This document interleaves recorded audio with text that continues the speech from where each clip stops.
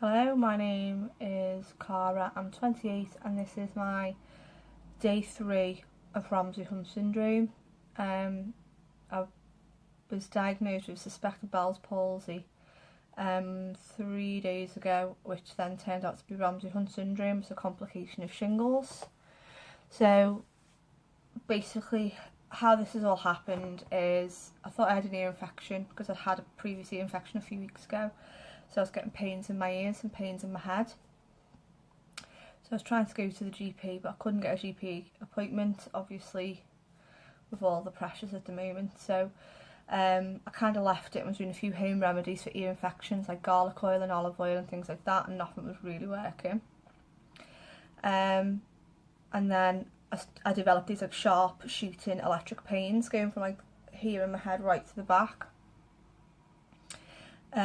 So they were like really painful, and then after a couple of hours of getting there, it did actually develop to the point where I was getting like full body jerks, and I was actually like shouting out every time I got a pain. A bit if you didn't know me, I suppose it would have looked like I kind of had maybe a Tourette's syndrome or something, because I was like be mid-sentence and I'd jerk forward and shout out. It was normally just like an ah or a shout out, occasionally followed by a for F's sake, depending where it was. The nature of my job, I'd have to preface any meetings that I was holding with, I apologise in advance if I shout out in the middle of your presentation. Which, you know, they did laugh with, but at the same time it was quite scary for me because I couldn't control what was happening with these pains in my head and the pains in my ears. So anyway, that evening I did go to the GP out of hours. I just kind of went with, oh, I've got I think I've got another ear infection, but I'm actually getting shooting pains in my head. Is it connected? So they were doing all this tapping, thinking it might have been in the bone of my ear. And it wasn't. There was no pain. She checked my ears were clear. But then she did notice that I had some like small like blisters in my head, in my hairline here, and along my hairline, and just above my ear, just around there. And she said to me, you know, what are the pains like? If you've got any other sensations? And I said, well, actually, I feel like I've got a line down the middle of my face. This side completely normal. This side feels like I've been on holiday. I've got sunburn. It's really tight. It was really sore. I was getting the shooting pains in my head. So she told me that they're classed as nerve pains, and she was pretty sure that I had shingles according to like the blisters on my head as well. So I was a bit like shocked. Like I'd just gone into the doctors thinking, oh, I've got an ear infection and I've come out with shingles. So that was a bit of a nuisance because I didn't really want to be off work. I was told I couldn't be in work for a week until all of the spots had cleared up because of the nature of my job, being around people with vulnerable immune systems and things like that. So I can't go to work for a week. So that was like the most annoying part.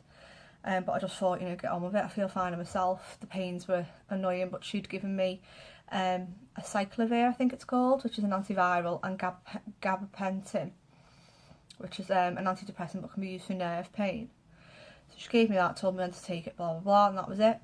And I was fine with that until, like, later that night, I did start noticing that this side of my face felt really numb. The only way I can describe it is as if you've got like a face mask on. So this side felt really, really tight, and this side just felt normal. So I didn't think much of it. I just thought, you know, obviously it's like, it's the shingles and it's all gonna be like that. And then I noticed that my eye, like the inner tear duct here of my eye, sorry, ignore my hands because I've got like one hand of acrylics on, one hand without because I haven't done them. So the inner tear duct of my eye here felt like it was kind of turned downwards, even though obviously it isn't. It felt like it was kind of pulling down. God, my mouth. So I was worried because of, sorry, I ran out of memory, so I'm trying to speed it all up. So yeah, I'd read a little bit online and I was a bit worried that it could have been Bell's palsy, because I'd read Bell's palsy could have been a complication. So I went to my GP the next day and just said, you know, I went to the out of hours last night, they told me I've got shingles, this is what I'm on, but I've now got this facial numbness and my eye feels funny. To which he said, right, okay, he printed me off like a fact sheet on Bell's palsy and just said, listen, if it's going to happen, it's going to happen. You know, there's nothing really we can do to stop it. But the medication you're on is like the right medication to be taken anyway. So I was a bit like, right, okay. So I woke up yesterday thinking I've got an ear infection, and then today I'm potentially facing facial paralysis, which is great because I get married in 10 weeks time from, well, 10 weeks on Friday, so it's obviously a very stressful time for me, and I was told that stress can impact it, so I'm trying to not get stressed. I'm trying to just think, you know, at least I've got my health, it's only something physical, and luckily it hasn't changed my face too much, it's just kind of my mouth and like a little bit of my eye at the moment. Well, I'll get into that in a minute. So that was that.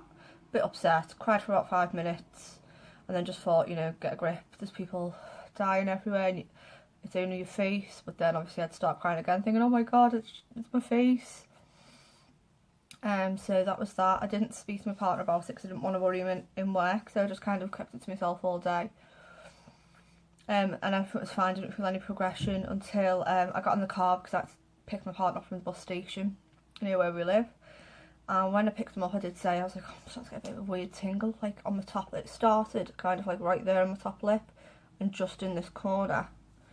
So I was a bit like, right, okay, I'm getting a bit of tingling. Don't worry, it's probably just me, because I'd also been putting Vaseline on, so I was thinking, you know, is it chapped lips, blah, blah, blah, you know, trying to just put it off, even though I'd read a few times that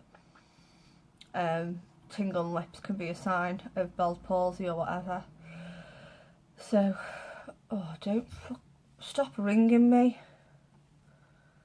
Sorry, I can't talk right now. Sorry, people are ringing me on my phone. So that happened, and then by the time we got home, I pulled up at home, we got out the car, and my partner was like, your mouth is dropped. Like, I'd noticed that my speech had changed when I was in the car, but my mouth had dropped, so it was kind of like panic stations, because I was thinking, oh my god, like, is it this, or am I having a stroke? You know, everything runs through your mind at the time. So I managed to get hold of my mum, and I was just like, you're going to have to look after my daughter. I've got a 3-year-old, so I was like, you're going to have to look after my daughter. Going up to A&E just to get everything checked out. So when I got up to A&E, they just kind of took, I was only in there, honestly, about 2 hours. Stop ringing me. People dragging me out, like, if you just text somebody, why would you carry on ringing them? Just stop ringing me. Sorry. I want to get this done and out the way. So yeah, we went to A&E. A&E saw me really quickly, about 2 hours I was there. I gave them like my history of what had been happening and blah blah blah, and they basically just said, you know, it's probably Bell's palsy, but we are also worried it could be Ramsay-Hunt syndrome, because I'd had blisters inside my ear as well, and I also had like ear pain and things like that. So they were worried about that. So I had to wait for an ENT surgeon to come down. They were talking about doing MRIs and CTs and blah blah blah, things like that, like all the scary stuff that you don't really want to be going through on like a Thursday night when your daughter's at your mum's house. So in the end, they just said, right, we'll do blood tests, because we've got like a bed crisis and everything like across the country. So I just said, you know, I'm fit and well, I'll go home, I'll come back first thing in the morning, and they were happy with me to do that, because obviously they were just happy for me to do that. So I went home, came back in the morning, met up with the ENT consultant, who went through it all with me again, just confirmed, yeah, we think it's definitely Ramsay-Hunt syndrome. It could get better within a week, it could take 6 months, but, you know, it is what it is. You're taking all the medication you need to be taking. But then they also did put me on some prednisolone steroids. So I take 8 steroids once a day, every day for 7 days. I take the acyclovir 1 tablet 5 times a day. Gabapentin 1 tablet 3 times a day. And then, because I've also got other problems going on with my stomach, I've got to take high dose PPI, so lansoprazole, twice a day now. So I'm on about 20 tablets a day currently for 7 days. I've noticed that, I don't know whether this is a thing or whether it's in my head, but I've noticed that the more I speak, it's kind of like loosens my lips a little bit. so that's not a problem for me because I talk all the time anyway.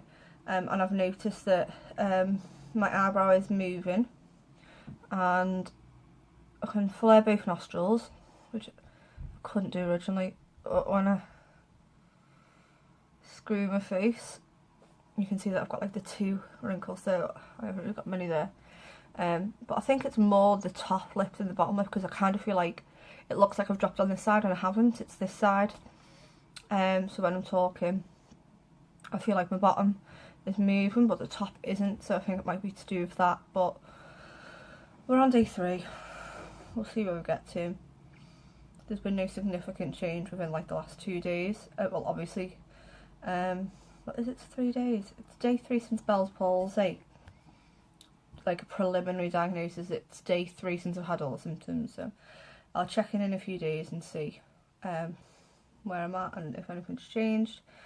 I've put a bit of makeup on today for the first time, but I am having a bit of a bad day today. I've been quite upset, so I'm trying to like get myself out of the house, go to the park with the kids and see what we can do. Try to even out my eyes a little bit with makeup, but I don't really care.